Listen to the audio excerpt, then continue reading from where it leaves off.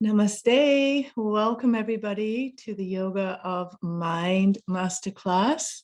Going to hang out here for a little bit while we wait for everybody to join us. So once you arrive, pop your name in the chat bar and let me know where you're tuning in from.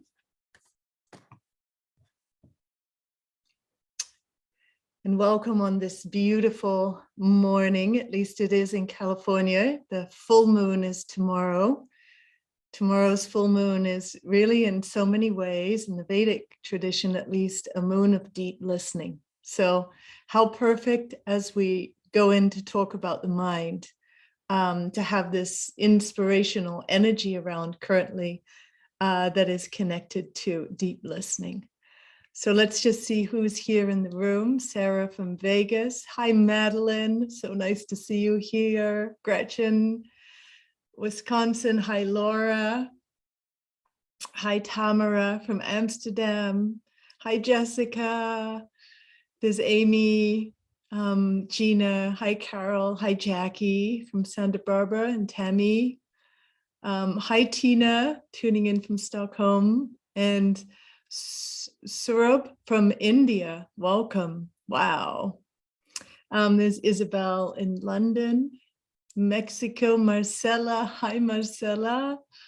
Cassie, Donna, beautiful. And Kim, hi, Kim. Oh, and Simone, it's rainy in the UK. Hi, Simone. There's Kate from BC. Deborah, hi Pam, Boulder, hi David, good morning from Nebraska. There's my local here, Jasmine in Santa Monica. Gosh, so lovely to see you all. And Valentina's tuning in from Spain, and so is Sharna. In Ireland, Michelle. I just like to tune in and feel where you're all tuning in from. It really opens up this feeling, doesn't it, for all of us, of the interconnectedness of this world, that we can be tuning in from so many different time zones, so many different countries, and having a unity moment. And these unity moments are so precious in the very nature of the collective consciousness at this time, in just how much of the unconscious emotional states are directing the collective consciousness, and we are all being impacted by that in small and large ways. So whenever we can come together in a moment like this and have a unity connection, it creates an immense amount of healing for all of us. And that healing expands out into the general collective field. This is what's so important at this time. We are more connected technology-wise than at any other point in at least recent human history. Who knows in the civilizations that existed before, but in recent civilization, we are the most connected on a technology level, and yet we are the most separated in so many other levels. And we'll speak to this today because this is really in many ways at the heart of the depth of loneliness that so many of us feel.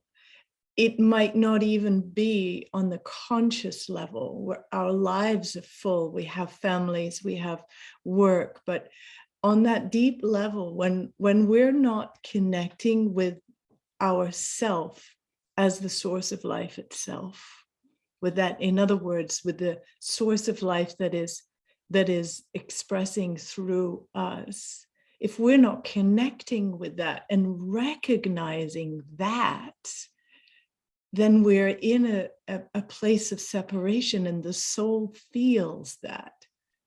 The soul feels the separation, and it creates this deep loneliness. And then that loneliness in turn influences the mind, and the mind goes seeking the solution in the external world. The mind is continuously trying to solve the riddle of who we are because of this innate sense of loneliness and separation that is there as long as we are not aware of ourselves as the source of life, as the luminous, extraordinary intelligence that we are. And so I'm going to speak a lot about this today, this idea of what yoga truly is. And when we talk about yoga of the mind, like what is yoga of the mind? And how can we bring in the principles left by the yogis of the past to how we are connecting with ourselves and how we are using our innate gifts and abilities, like the innate gifts and abilities of the mind, so that we can detangle ourselves from the myriad of ways we are misidentifying ourselves in life and creating pain and suffering, to the many ways that we can begin to direct the mind into the source of consciousness, not as an outside thing, but as an inside job. And this is the root of meditation. Meditation is the twofold. Meditation is one, coming to the recognition of who we are on a soul level and being able to establish our consciousness in that ever-present depth of intelligence and witnessing consciousness within us. So that's at the root of meditation, being able to identify ourselves or align ourselves with this source of all-knowing intelligence within. In other words, accessing the place where we are no longer feeling separate from this source of consciousness. So there's no loneliness there. And there's an inherent stability that the mind, a quality of stability, a quality of knowingness, a quality of settledness that the mind takes on as it identifies with the source of consciousness within. And then the mind becomes the most exquisite tool, because the mind has, I guess you could say, maybe three essential superpowers. The mind has the capacity to be calm and to be one-pointed and to be ultimately discerning in what is real and what is not real, right? The mind has the capacity to know itself. Now, in our everyday lives, when we are misidentifying who we really are, we think we're this body, we think we're this identity that we've created in life, we think we're the wife or the teacher or the sister or the brother, but we're not those things. We are the source of consciousness, and the mind has the capacity to know itself as that source. It's just that over the years of living in this world, in this three-dimensional reality, and going through the years of misidentifying, it takes time to unravel those misidentifications and to connect to the source of all-knowing wisdom.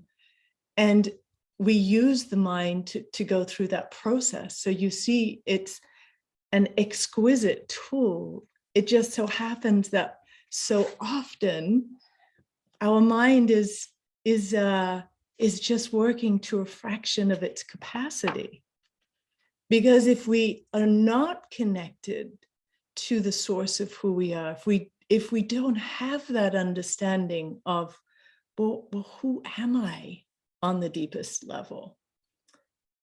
Where is my source of consciousness? Who am I at the deepest level? These are questions at some point in our life we really have to be willing to go in there asking those questions. And often what happens when we do that, there's so many pockets of grief that we begin to unfold because of the recognition of the ways that we have misidentified. And to me, this is one of the stumbling blocks that so many of us face, that in our culture, we don't have good models of how to process the grief and the sadness, the anger, the disappointments, all of these things that can arise when we start to understand how misguided we have been in our lives. And when we start to take back our self-authority and begin to take radical self-responsibility for who we are, that's a huge one. And how we're behaving in life, how we're showing up in life, and begin to source this inner connection and develop the listening capacity to hear this inner connection, and then develop the discipline to be able to step by step follow the guidance that we hear from within, whether it's counter to what we already do or whether it's counter to the normals of life. We have to learn to start to listen so that we can once again gain confidence in this inner source of knowing. So that's a lot to put out there right at the beginning, but I've been thinking about this masterclass for some time, and I've been in my own next level process of uncovering deeper understanding about who I am, about my patterns, about ways I've been falling unconscious, about ways that I've been in subtle but poignant ways, not acting in harmony with the authenticity of this luminous inner being. And it's a constant process of refinement that we're in. And we happen to be at such an exciting time, I think for most of us at least, an exciting time in history where there is so much available to us, so many tools available to us, so much good, helpful information available to us.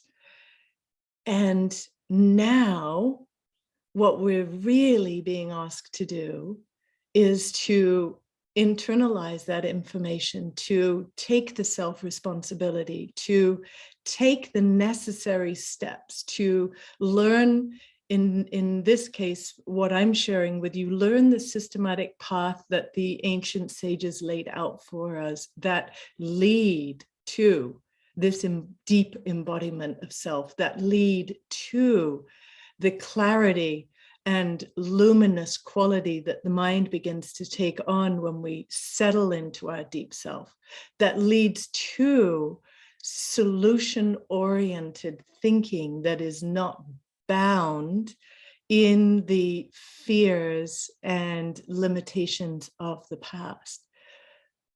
So this is an exciting time, and it's a time for experience and embodiment.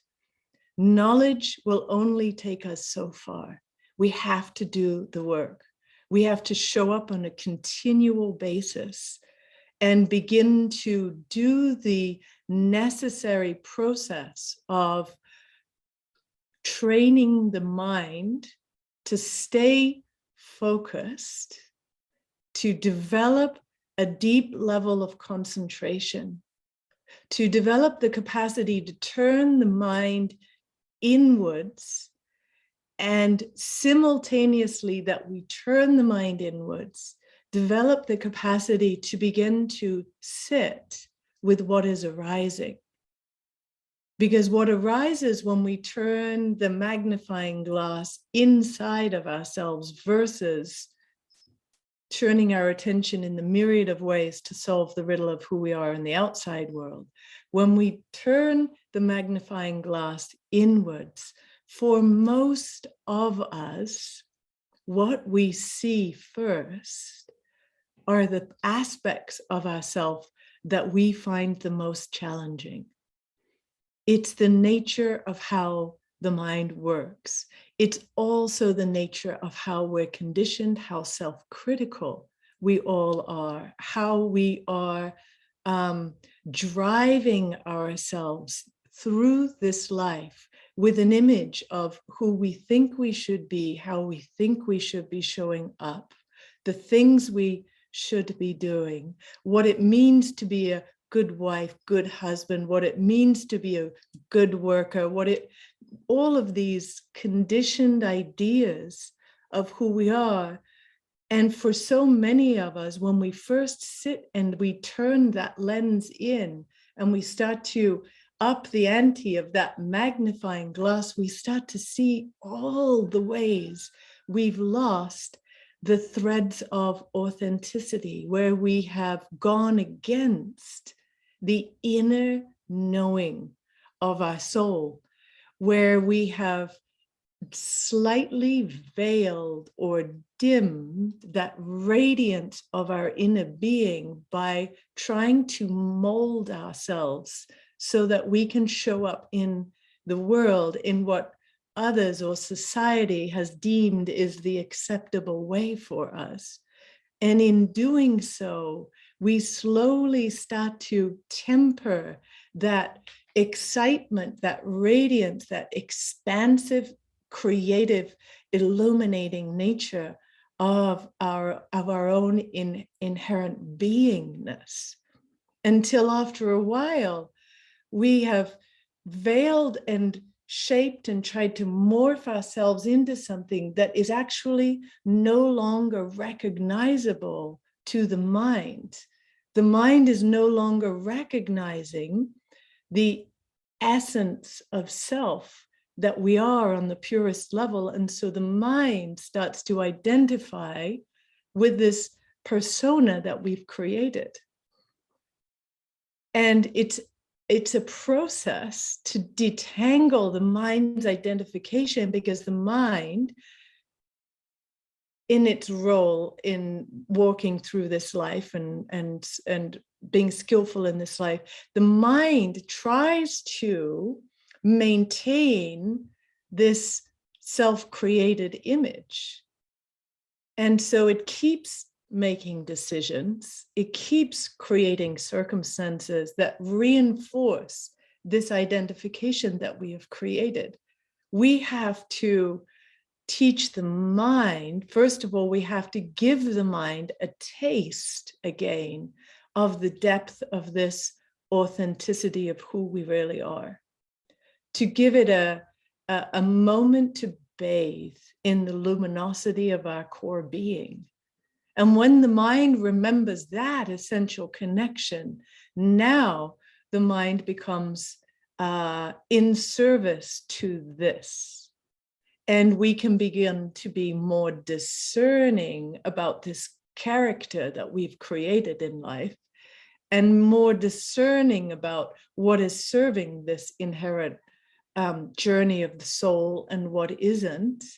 And we can start to disidentify the ways that we have bought into certain beliefs, certain ideas that are not serving this journey of the luminous radiance of our intrinsic self that is here to experience all of what this life has to offer, that has certain attributes, that has certain qualities that are unique.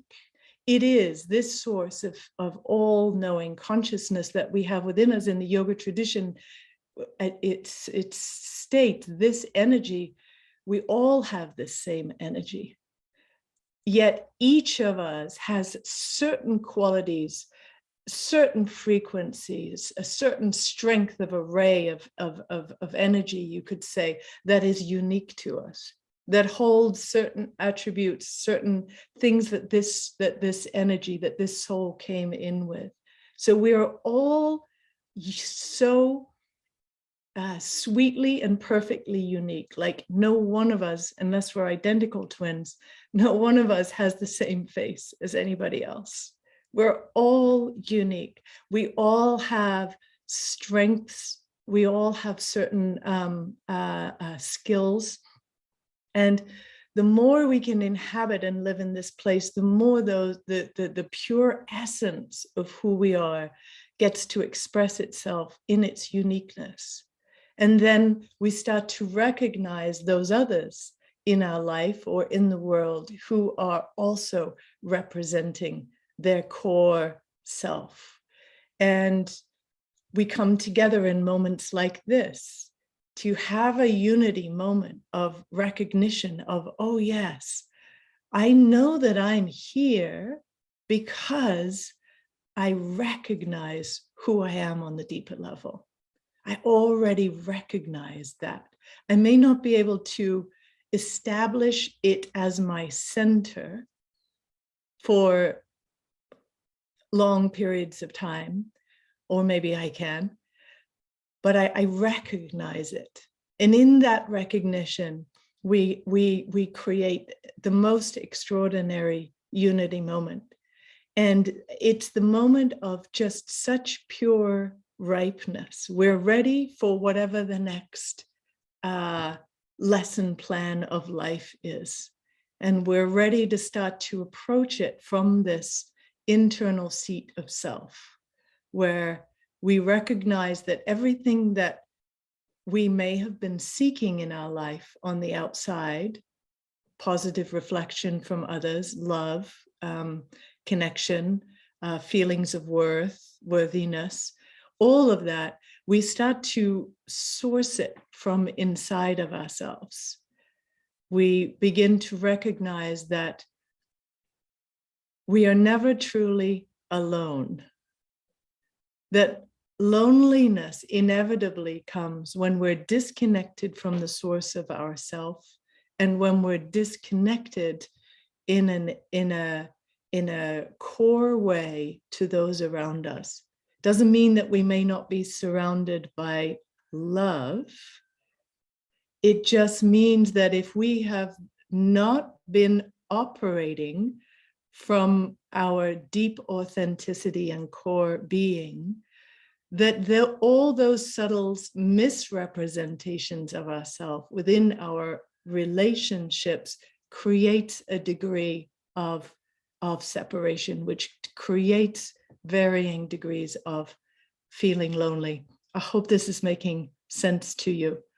So I'm going to take a pause for a moment and just tune in with you guys and see how we're all doing.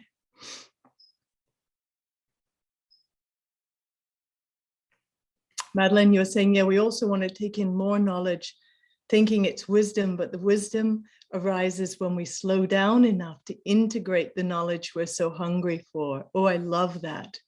I love that. So let's take a moment right here. Gosh, it's just divine. Thank you guys for your sharing here. It's so beautiful. So let's take a moment and let's connect in. So close your eyes, and wherever you're seated, just if you're seated on the ground, sit in a way where your sit bones feel equally stimulated. If you're sitting on a chair, the same thing, but if you're on a chair, make sure that your feet are flat on the floor. And go ahead and turn your palms down to begin with, so that there's a real sense of grounding, and it gives permission for the body to relax and start to focus all your attention down on your sit bones or on your feet too, if they're on the floor, and deepen your breaths.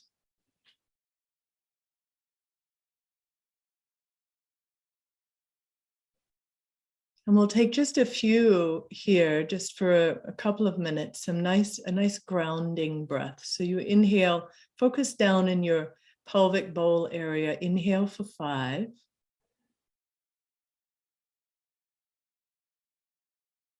Hold for 5. And then exhale for 5 through the mouth.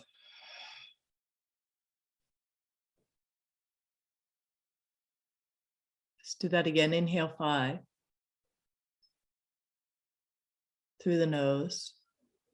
And let's just hold for 3, make it more accessible for everybody. Hold for 3. And then exhale 5 through the mouth.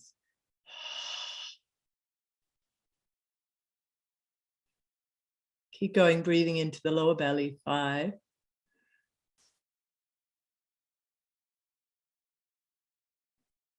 Hold 3. Exhale 5 through the mouth.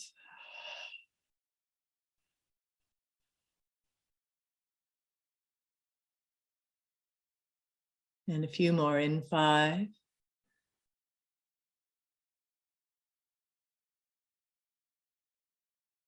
Hold 3.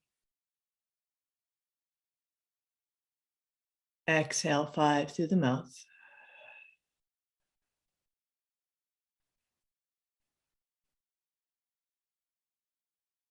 In 5 to the lower belly.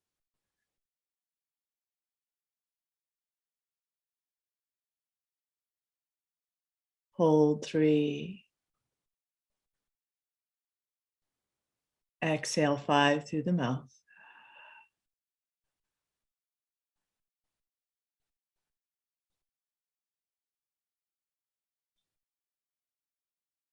One more in 5.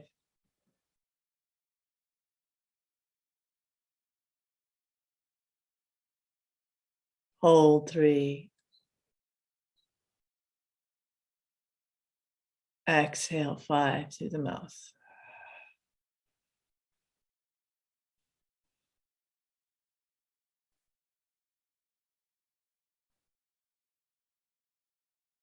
Now breathe into the heart center, inhaling 5.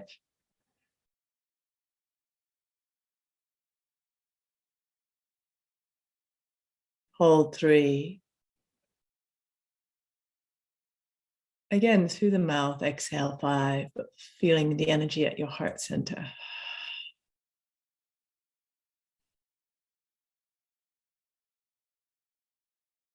In 5.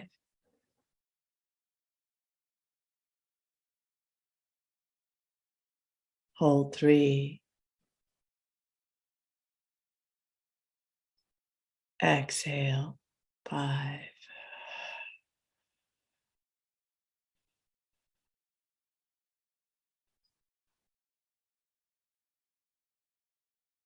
In 5.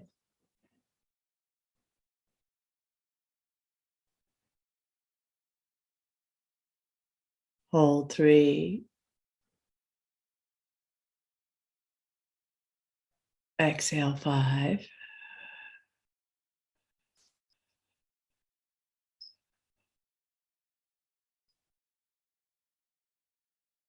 Last one here. In 5.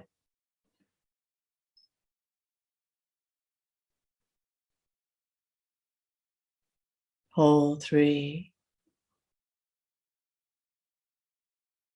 Exhale 5.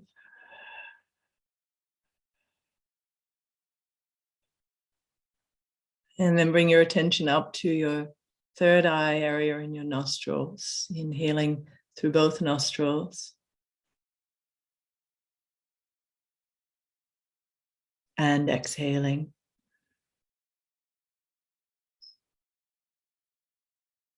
Inhale through both nostrils. And as you exhale, turn your palms to face up now. And again, inhale through both nostrils. And then block your left nostril, exhale through the right.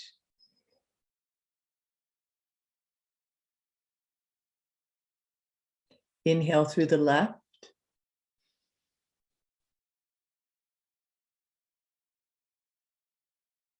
Exhale through the right.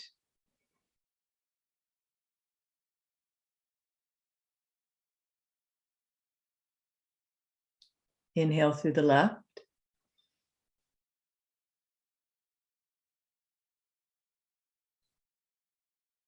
Exhale through the right.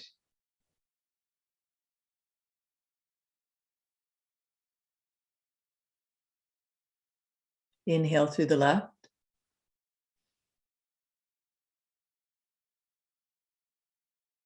Exhale through both nostrils.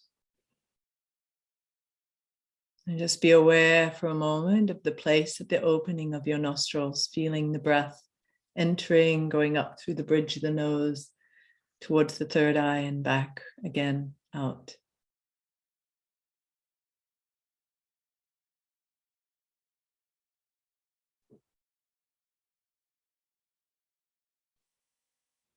And then inhale through both nostrils. Exhale through the left.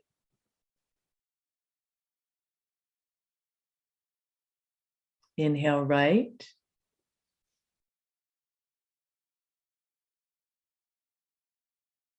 Exhale left.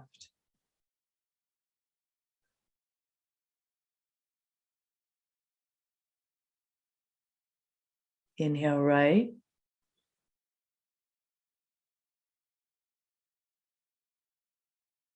Exhale left.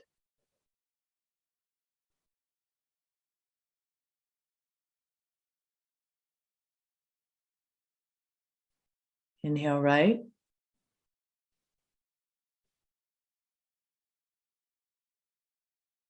And exhale through both nostrils. Focus at your third eye area. Like you could just gently let the eyes lock there.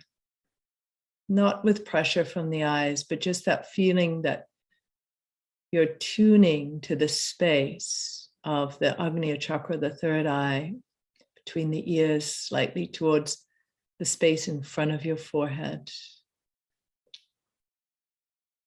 Just aware of this space, of this place.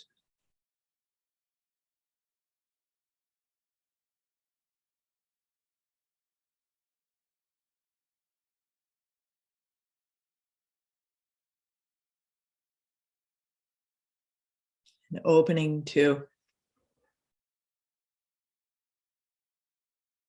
this space of all-knowing wisdom within you.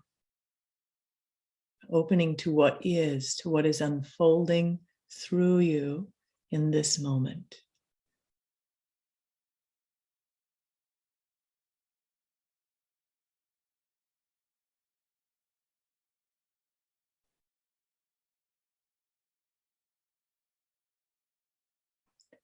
And allow yourself to feel simultaneously both your heart center and the third eye.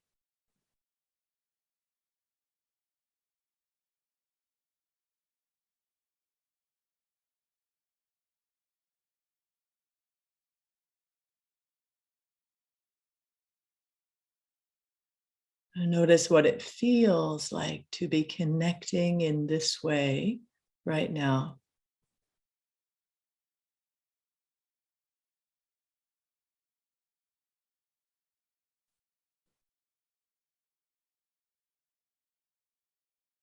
And then note as you drop down to your belly,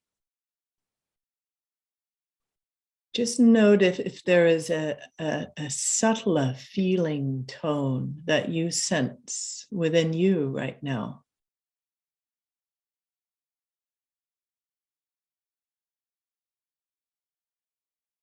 Could be this any level of any emotion, could be a sense of real peace, could be a sense of sadness. Just noticing and letting it be very authentic to you, whatever you're sensing as you drop a little deeper.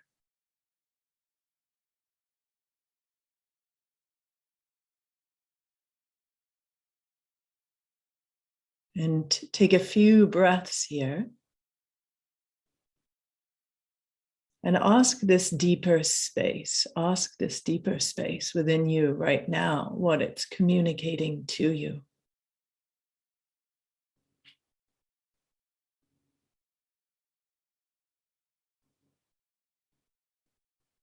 And just trust what you hear from within.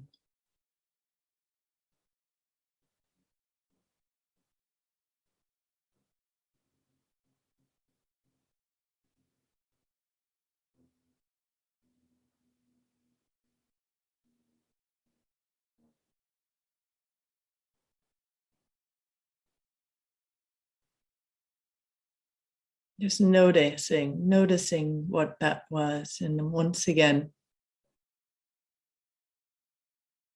expanding your container, if you like, to include not just the belly, but your heart center.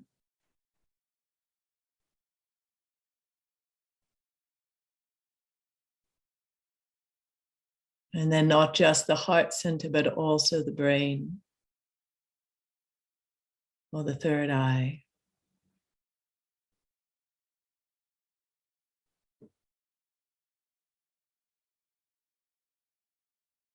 And making a commitment here now of opening yourself to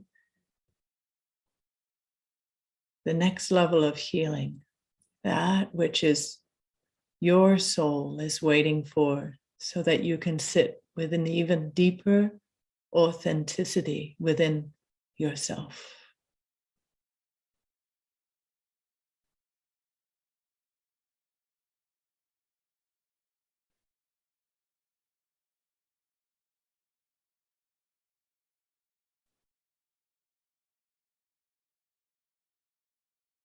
And then just tuning, asking yourself, do I trust the process that I'm guided to from within? Do I trust the process that I'm guided to from within?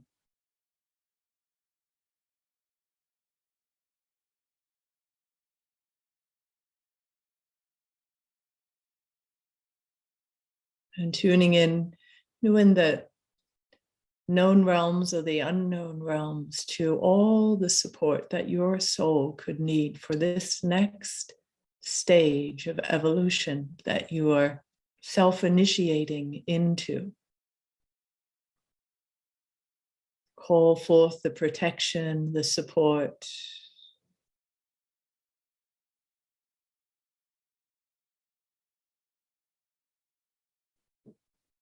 And the knowledge that this aspect, this part, this essential you that you're tuning to is eternal. It is ever present.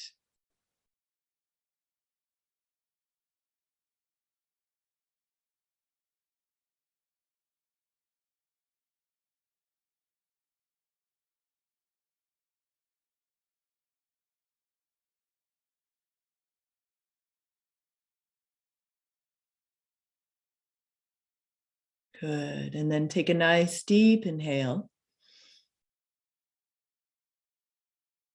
And full exhale.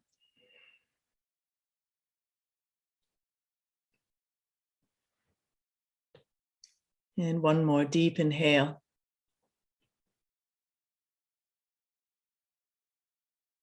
And exhale.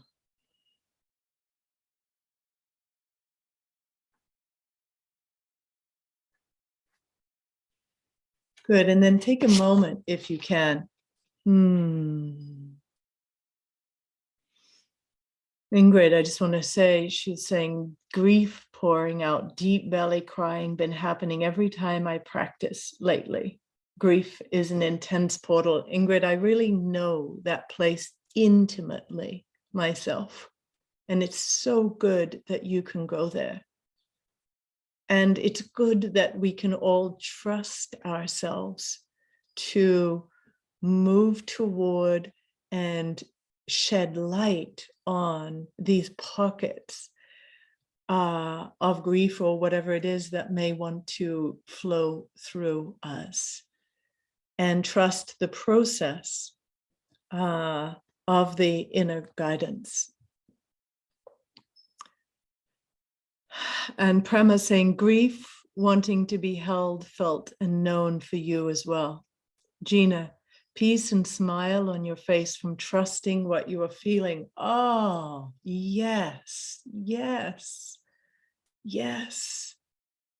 Please feel free to share. Anybody else who would like to share this? This is where the authenticity comes from. This is the initiating force of the next level of healing. It can't come from outside of ourselves. It has to come from inside of ourselves.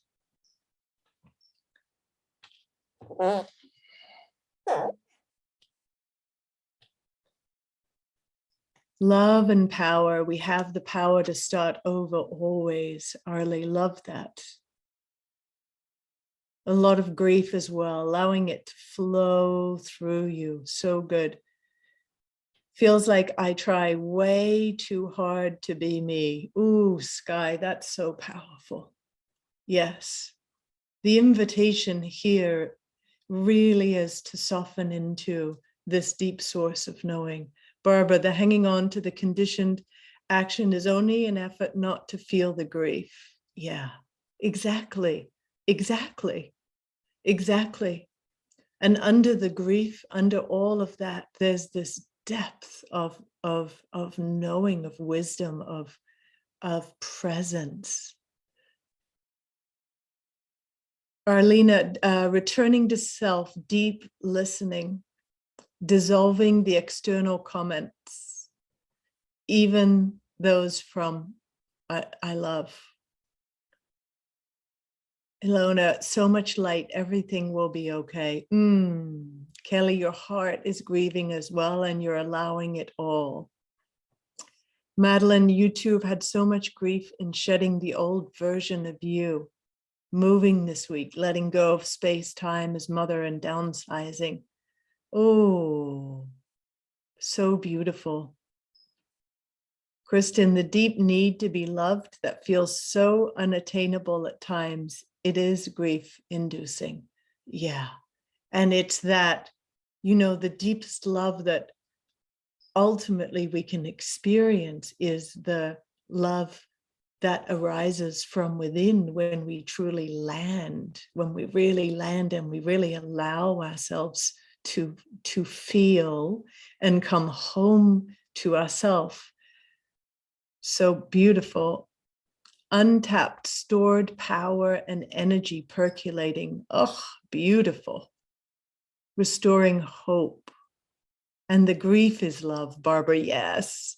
Exquisite weightlessness, grief, and love. Carmen, trying so hard to be accepted and the resistance to just accepting yourself first. Yes. Laura, I must turn inward to stop self-abandoning. Yes, exactly. What is the loving action for me, right? In any given moment. So you are not self-abandoning. I feel I've been out of touch for so long with the authentic you that it almost seems unattainable. It's there. It's so there. And this is what I'm going to talk to next is, the practices that help us to unfold our connection to it. And then once we have established it, the practices that can help us to further deepen into it, and the practices that can help us to manage the depth of unconscious programming that we are all under, which is where we slip unconscious again. We slip unconscious, we forget.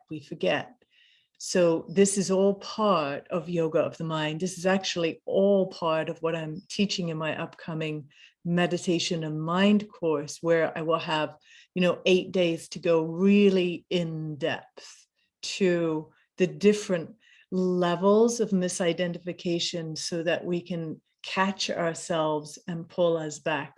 But I'm going to speak more to the process of that here in a sec. Shining your light on your shadow is the only way to come into full being, David. Yes, exactly. Whitney, subtle shift into letting go and knowing, grateful, beautiful. Jenny, feeling the origin point of your churning mind and how cultivating my connection to that is keeping me stuck. Ooh, that's powerful. Yes, when we get an origin point, we have the capacity to hit the dominoes, so to speak, where they all fall down. So that's a good one to meditate on. And yes, Gina, when we talk about society and its dysfunctional ways, yeah, guys, we are, right? It sounds so corny, but we're in a massive awakening right now, where culture as it is, cultural norms as they are, obviously there's a lot of them that have an incredibly stabilizing influence on us as individuals and as a society, and there are so many that have a very limiting influence on us. And so we are in the process individually and collectively of piercing through the ceiling, the false ceiling that our culture has created for us as humanity. And you could think of that as just a false ceiling of not knowing what we're capable of as human beings. And so we stay here, just like the fastest runner, the time that was broken when all of a sudden people started to do whatever it was, a 3-minute, 5-minute mile, I don't remember, whatever that was, that ceiling that was broken. We have to do that right now on so many ways to break the ceiling of what we have decided culturally is a normal way to be and behave and exist in life. We're starting to break through and recognize, oh, wait, but there's so many different ways and there's so many different capacities that we all have, and we're starting to wake up to that. And so if you're here, if you're on this call, you're already in this process, and we understand that sometimes it feels a little bit like life or death, because the old identifications are dying within us as we begin to birth new ones. And you understand, therefore, where so much of the depth of the grief is coming from, because we're starting to dismantle who we thought we were and what we thought we were capable of. And we're starting to rewrite how we are intimately connected with others. I don't just mean in a lover perspective, but just true intimacy, true soul seeing with other human beings. We're starting to understand individually and collectively what it means to actually come into presence with other human beings, and the evolutionary potential that gets charged within all of us as we come into presence together, and new ideas and insights start to percolate through, and we begin to dream the new dream of the possibility into being. This may sound quite out there to some of you, but this is my experience of the now as we're coming together. It's a hugely evolutionary time. So every moment we can be present, we are feeding this evolutionary energy in the collective, right? And so here the yoga tradition is just, it excels because the sages understood the nature of the mind. They understood the process that happens of misidentification. And they understood all the steps that it takes to detangle ourselves from our false perception of who we are and what we're capable of. And that's the process of sadhana. That's the process of meditation. That's the process of self-reflection and self-correction. We have to understand, as somebody mentioned in here, I can't remember now, but we have to start to get to the root of our own spinning mind. Yoga's chitta vritti nirodha. Yoga is the calming of the fluctuations of the mind. Those vrittis, those fluctuations can keep us in a constant state of destabilization. And all it is your mind is trying to figure out the riddle of who you are, but from the outside. Or your mind is spinning in the fear of, who's going to take care of me? Who am I really? And is life safe? And wait, if I change, what's going to happen to me in the ways I relate to other people? I mean, there's just so many reasons that a mind disconnected from source can spin anxiety loops. And for us to start to understand, well, when I get still and when I drop in, what is the underlying feeling? And then what's underneath that? And what's underneath that? Until we can start to see and discern where the source of the vrittis is coming from, the churning of the mind. So we can start to make different choices, right? That's a very valuable aspect of the mind. We make conscious choices. If we don't make a conscious choice, we are going to make an unconscious choice. So making conscious choices and learning how to stop the violent spinning of the mind, because doesn't it feel violent so often when the mind, especially if it's spinning on self-righteousness, it's spinning on anger, it's spinning on fear, it's spinning on all of these kinds of fiery emotions that our false projected self is attached to. And we keep feeding our low energy. We keep feeding that frequency of I, me, my, and mine. And then that disconnects us further from ourselves. So before I go on, I just want to check back in here because you guys have been sharing so much and I love it. Love and power. We have the power to start over. Yes, exquisite. Let's see. Kathleen, remembering that it's okay that those around me push back and take your own growth and new way of showing up in relationship negatively. That is not mine. I must stay the course and mind your business. Hooray for that. Yes, yes. And yes, soul seeing. Connecting to ourselves and one another here and hearing how so many of you are unearthing your grief is healing to know that I'm not alone. Yes, we are in a collective grieving right now, and we have to recognize it's part of the awakening process. We're grieving because we understand how off track we have become within our own interpersonal relationships and loss of authenticity and and acting against our own core understandings in subtle ways, all of that, and then the grief on the collective level. So it takes courage to go there, and it's so deeply, deeply healing.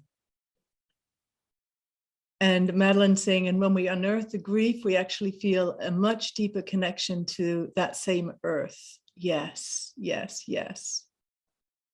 And Nadine, hi Nadine, saying, when we use these tools, we finally feel and hold these difficult things, grief, pain, loneliness, illusion, that we may have been taught to repress and suppress. When we go deep with these practices and tools you give us, we can safely allow it to come up and hold it close like a worthy newborn. We can love it so deeply. And in that enormous loving presence, self-intimacy, beautiful, we organically create so much more space within where that grief, pain wound has been locked up. And we create our deserved freedom. Oh, so beautifully put, Nadine. Absolutely, absolutely. This is it. And if you look at the Yoga Sutras of Patanjali, for example, the stated goal is for us as human beings to find true freedom and fulfillment. The freedom that comes from knowing who we are and cultivating the capacity to remain in an ongoing state of integrity with who we are. That's true freedom. That's true freedom, and the fulfillment that comes because we're acting in integrity with our own authentic self. So being able to tap into who that authentic self is, being willing to unfold all the different layers of emotion that may be covering it, being able to learn, and we all have to do this ultimately, how to create safe space for ourselves so that we can go through this deeper process of healing. Again, these are things that I'm going to cover in depth in my upcoming meditation and mind course, where I have the space and time to do it. So for those of you who are interested in doing like a 60-hour deep dive into the yoga of the mind, this would be a really good place for you to go to learn the systematic pathway that the yogis lay out to understanding the different layers of misidentification, and then being able to experience and see for ourselves which layers are dominating our experience of life, and then creating the systematic practice that helps us to begin to unfold and unfold the lotus of our heart, basically that lotus of awareness, and begin to release the false projections of self. So those things are covered in the meditation and mind module in depth. So if you have the space and time to join us the first week of September, please do. And if you don't have time to do it live, don't worry, you can actually do it. And Yoga Alliance has just approved this. You can now do it over time. So if you want to do the course in your own time, you can now do that versus needing to show up for so many sessions live in the midst of a busy life. Having said that, what I will say is that immersive experience is one of the ways where we up level, because we get enough of a boost of practice in a succinct period of time that it helps us to break through that, the densest sort of level of ceiling that we're up against in our current evolution, and kind of pop through into the next space and place. And then everything that we're doing starts to feed and open up that space and that reality and that new stability and frequency for us. So that's one of the things about delving in deeply. Please keep going with your own daily sadhana if you have one. There is nothing like meeting yourself on a daily basis.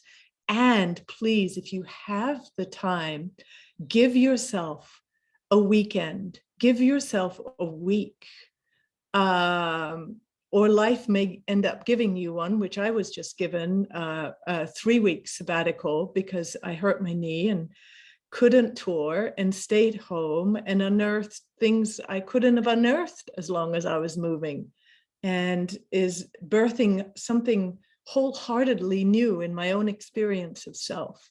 And so coming here from, direct and immediate experience. And the other thing I wanted to share with you guys is that I just launched this Yoga Sutras course. It's called the Sutra series. It's usually something that I only teach in teacher trainings, but I wanted to open this up to everybody and anybody to really understand the yogic philosophy of the mind and the yogic philosophy of life, and how to integrate the yogic philosophy and the code of ethics, the way of living, the way of up leveling, and the practices that support that yoga of living. So I wanted to create a course that was available for everybody. So we did that. It's happening towards the end of September for almost 2 months, and it's an online course. And we have a very special price of $555 for that whole course for anybody who wants to join us to go through an in-depth exploration of the Yoga Sutras of Patanjali with practices that will help us to not only be reading the text on the intellectual level, but also stabilizing and having an experience of the information that the yogis have shared, because the Yoga Sutras of Patanjali is not just a philosophical treatise. It is a manual for practice. So we'll also be going deeply into the mind and practices and self-reflection, self-correction through that course. So if that feels exciting, anybody can do it. And I would say that includes anybody who's studied the sutras before, because every time, and this comes from my own experience too, every time I open up a copy of the Yoga Sutras of Patanjali, I feel like I'm a beginner again. I'm learning at a whole new level every time I open it. We're going to go through one of my favorite versions of the Yoga Sutras by Pandit Rajmani Tiganayat, who is a dedicated practitioner. So we'll also go through some other variations, but his copy is very deeply practically oriented. So that's there for anybody who's interested. And if you come and do the sutras, I invite you to invite your family members to do it with you, those who could be open. And that way you can begin to deepen conversations with close friends, family, and to share a common language that can also be very supportive in this accelerating consciousness time, in this time of ascending our consciousness states and starting to emerge clearer, more confident, more creative, more connected human beings, not crazy, consumer, addicted, distracted, disturbed, fractured, frightened human beings. No, not that old model. No, we're stepping into the sovereign beings, the authentic beings, the fearless beings, because we recognize that the source of consciousness within us is undying, unborn, undying. It's there, it is. And we become in service to that source of consciousness, that source of energy. Let's do it, you guys. Let's do it together. all of us here, let's just commit to staying so deeply honest and authentic with ourselves and with each other.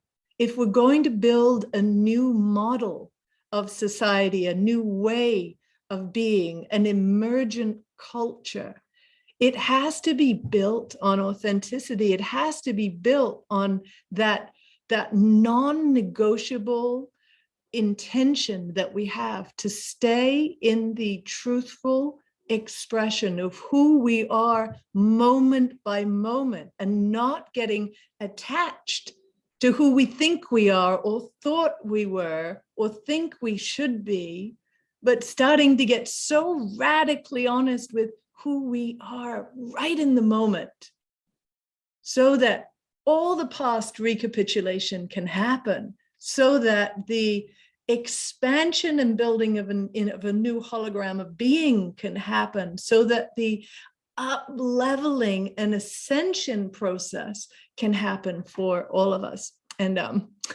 as you can see, I am passionate about this. So thank you all so much for joining me here today. And yes, Jessica's been dropping in some different places where you can buy the books. So in short, you know, please, if you want to dive deep into meditation and how to develop your practice of meditation, teaching meditation, the experience of meditation and the understanding of the mind, come join the Meditation and Mind 60-hour online module. If you want to delve into the Yoga Sutras of Patanjali, and it's an overtime course of, you know, a couple of hours a week, then please join our Sutra series. And let's keep all of this alive within us and within each other. So, we're growing as a collective. And thank you all so very much. Perfect. It's 10:08 where I am, at least. I'm so grateful to be in community with you all. Thank you, thank you, thank you. I love you from my heart to yours. I love you, I love you, I love you, and I thank you, I thank you, I thank you. And let's stay in touch. If you're not part of the Radiant Body Yoga community already, please pop in there. And we'll continue sharing practices. Remember, tomorrow is a full moon. Let's all practice tomorrow. You may see me spontaneously on Instagram tomorrow sharing something, because it's a powerful day for deep listening. So let's go into deep listening. Your soul, let your soul take center stage and communicate. And if you need support, reach out in the community. We are here to support one another. As you could see from the chat we've been sharing, there's a lot of wise souls in this community with so many skills and ways to support. So thank you all. And so much love, Kim Nally. I just see your name popping up in there, and I love you. Beautiful. Satnam, yes, Jessica's saying recording is coming to you guys very soon. And we'll see you again soon. Okay, much, much love. And Jessica's saying, Chris, send a note to team@kiamiller.com and to respond to questions. Okay, team@kiamiller.com is the hot email address. So blessings.